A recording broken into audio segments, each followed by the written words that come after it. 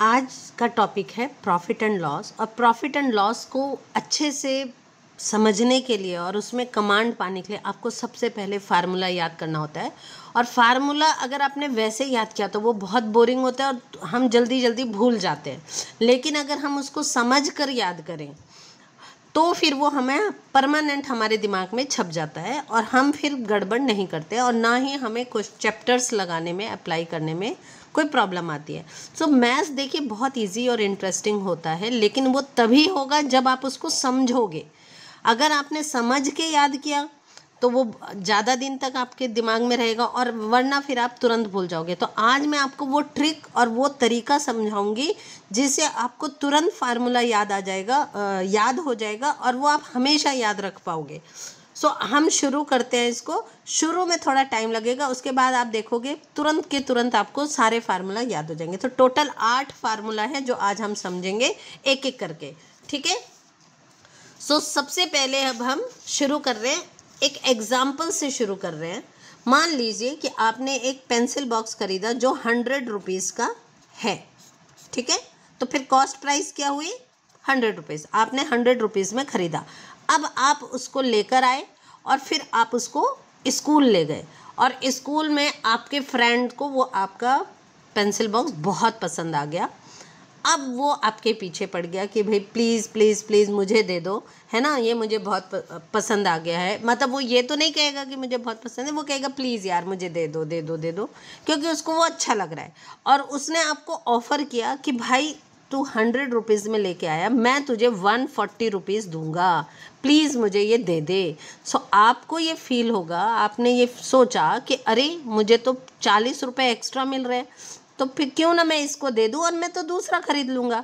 आपको कोई ऐसा इतना कोई पसंद नहीं था, सो आपने उसको बेच दिया। तो सेलिंग प्राइस हो गई आपकी 140 रुपीज़। तो अब इस वाले में अगर आप ध्यान दोगे, 100 रुपये में आपने ख़रीदा था, 140 रुपीज़ में आपने बेचा, तो 40 रुपीज़ का आपको प्रॉफिट हो गया। इसका मतलब प्रॉफिट कब होता है? जब SP बड़ा हो और CP छोटा हो, तो आपको प्रॉफिट होगा। तो प्रॉफिट कैसे निकालेंगे? प्रॉफिट के लिए हम P वर्ड लेते हैं। Profit equal to SP minus CP। बड़े में से छोटा सब्ट्रैक्ट कर दो। तो ये हो गया आपका पहला फार्मूला।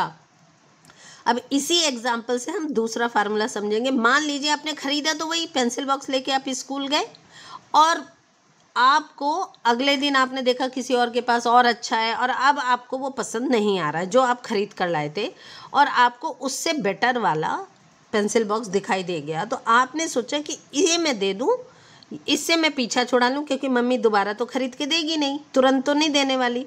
तो फिर आपने सोचा अगर ये पेंसिल बॉक्स मैं किसी को बेच दूं तो फिर मैं दूसरा खरीद सकता हूँ। तो आपने अपने फ्रेंड को कन्विंस किया कि भाई देख ये मैंने 100 रुपये में लिया, देखिए बहुत अच्छा है, उसकी तारीफ़ आपने की, और उसको आपने कहा कि चल मैं तुझे ना 80 रुपीज़ में दे दूँगा, प्लीज़ तू ले ले। और आपके दोस्त को लगा कि अरे 100 रुपये की चीज़ है और मुझे मिल रही है 80 रुपीज़ में, और उसको पेंसिल बॉक्स ख़रीदनी भी थी। सो वो राज़ी हो गया और उसने आपसे वो 80 रुपीज़ में ख़रीद लिया। तो फिर आपको क्या हुआ? 100 रुपीज़ में आपने ख़रीदा था और 80 में बेचा, तो 20 रुपीज़ का आपको लॉस हो गया। यानी कि लॉस कब होता है? जब CP ग्रेटर होता है और SP स्मॉलर होता है। अब बड़े में से छोटा सब्ट्रैक्ट करते हैं, तो लॉस इक्वल टू हो जाएगा CP माइनस SP। ये हो गया आपका दूसरा फार्मूला, ठीक है। अब एक स्टेटमेंट मैं आपको बोलती हूँ, ध्यान से उसको सुनना और समझने की कोशिश करना। मान लीजिए कि मैं ये कहती हूँ कि मैंने एक टी शर्ट 500 रुपीज़ में सेल आउट किया, बेच दिया 500 रुपीज़ में, ठीक है। सो बताओ मुझे प्रॉफिट हुआ कि लॉस हुआ? मैंने 500 रुपये में 500 रुपीज़ में बेचा, बताओ मुझे प्रॉफिट हुआ कि लॉस हुआ? सो ये स्टेटमेंट अधूरा है। क्यों अधूरा है? क्योंकि पता ही नहीं चलेगा कि प्रॉफिट हुआ कि लॉस हुआ। क्यों नहीं पता चलेगा? मान लीजिए अगर मैंने 300 रुपीज़ में ख़रीदा होता और 500 में मैं बेचती तो फिर मुझे प्रॉफिट हुआ। लेकिन अगर वही टी शर्ट मैंने 1000 रुपीज़ में ख़रीदा होता और 500 में बेचती तो क्या होता? लॉस होता। इसका मतलब प्रॉफिट हुआ कि लॉस हुआ, उसके लिए ये जानना बहुत ज़रूरी है कि ख़रीदा कितने में था। यानी कि cost price is very very important. जब तक आपको कॉस्ट प्राइस नहीं पता होगा आप ये पता ही नहीं लगा सकते कि आपको प्रॉफिट हुआ कि लॉस हुआ। तो इसी बात को ध्यान में रखते हुए हम नेक्स्ट फार्मूला पढ़ेंगे जो कि है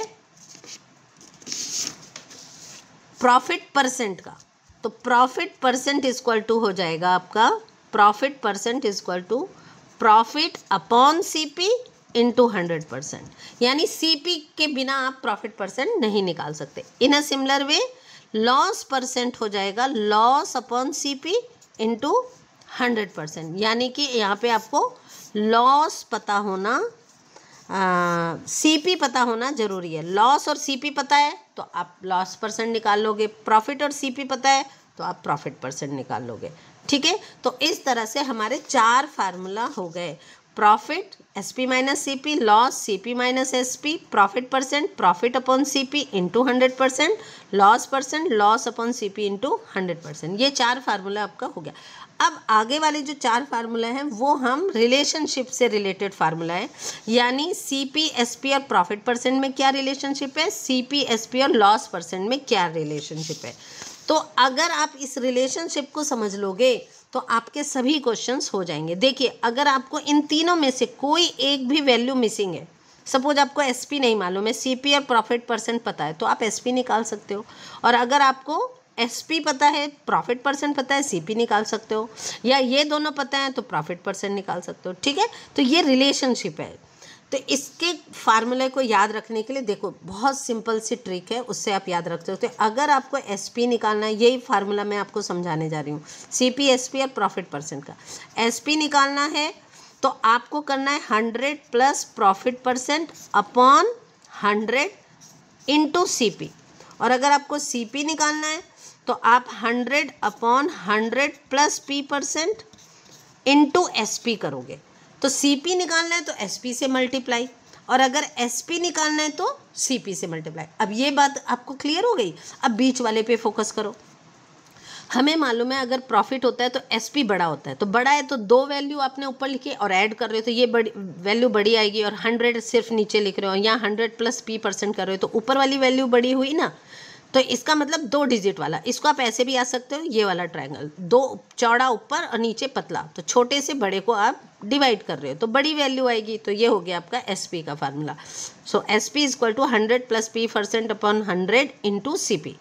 अब हमने कहा सीपी निकालना है तो एसपी से मल्टीप्लाई करना है, पर हमें मालूम है कि जब प्रॉफिट होता है तो सीपी छोटा आता है, तो फिर आपको सीपी निकालते समय इसी वैल्यू को, बीच वाली वैल्यू को पलट दो, उल्टा कर दो, तो 100 अपॉन 100 प्लस पी परसेंट हो गया।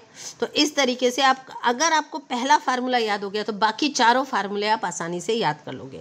अब हम आपको लॉस परसेंट का फार्मूला इसी से बताते हैं। तो देखिए, लॉस परसेंट के लिए आप क्या करोगे, एसपी निकालना है तो सीपी से मल्टीप्लाई, सीपी निकालना है तो एसपी से मल्टीप्लाई। ये तो बिल्कुल सेम इसी जैसा है।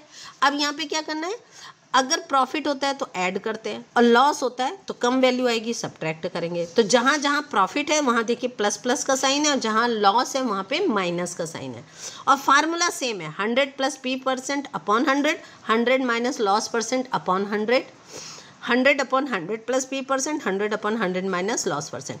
तो फार्मूला में कोई अंतर नहीं है, सिर्फ आपको ध्यान क्या देना है, एसपी निकालना है तो सीपी से मल्टीप्लाई, सीपी निकालना है तो एसपी, पहली चीज़ ये ध्यान देना है। फिर अगर एसपी निकालना है तो ऊपर 2 वैल्यू, 2 डिजिट वाला, और नीचे 100 से डिवाइड, और अगर सीपी निकालना है तो नीचे 2 डिजिट वाला और ऊपर 100 से डिवाइड।